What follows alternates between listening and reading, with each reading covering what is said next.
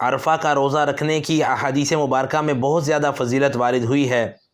حدیث مبارکہ میں آتا ہے پیارے پیغمبر علیہ السلام سے عرفہ کے دن روزہ رکھنے کے بارے میں عرض کیا گیا۔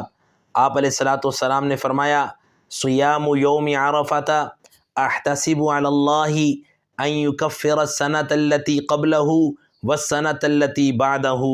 پیارے پیغمبر علیہ السلام نے فرمایا عرفہ کے دن روزہ رکھنا اس سال یعنی جس سال یہ روزہ رکھا گیا ہے اور اس سے آئندہ سال کے گناہوں کا کفارہ ہے، یعنی جس دن روزہ رکھا ہے اس سے گزشتہ سال کے گناہ بھی اللہ تعالیٰ معاف فرما دیتے ہیں اور آئندہ سال کے گناہوں کو بھی اللہ تعالیٰ معاف فرما دیتے ہیں۔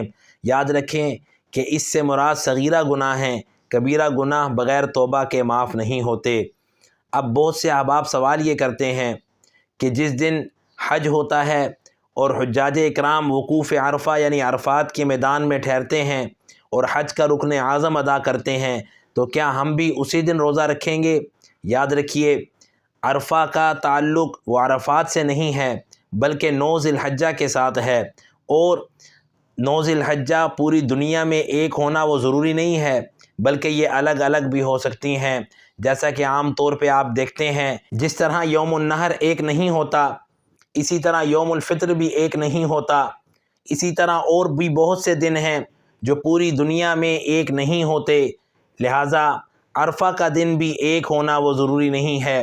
جس ملک میں جس دن 9 ذی الحجہ ہوگی اسی دن وہاں عرفہ کا روزہ رکھا جائے گا۔ اللہ تعالی ہم سب کو عمل کی توفیق عطا فرمائے اور جتنی بھی عبادات ہم سب کر سکتے ہیں انہیں احسن طریقے سے ادا کرنے کی ہمت، طاقت، توفیق اور سعادت عطا فرمائے۔ اللہ تعالی حجاج اکرام کے حج کو قبول فرمائے، ان کی دعاؤں میں ہمیں شامل فرمائے اور ہم سب کو حج کی سعادت نصیب فرمائے اور زندگی میں بار بار یہ دن یعنی خوشیوں بھرے، اعمال بھرے، نیکیوں بھرے دن دیکھنے کی ہمت، طاقت، توفیق اور سعادت عطا فرمائے۔ آمین یا رب العالمین۔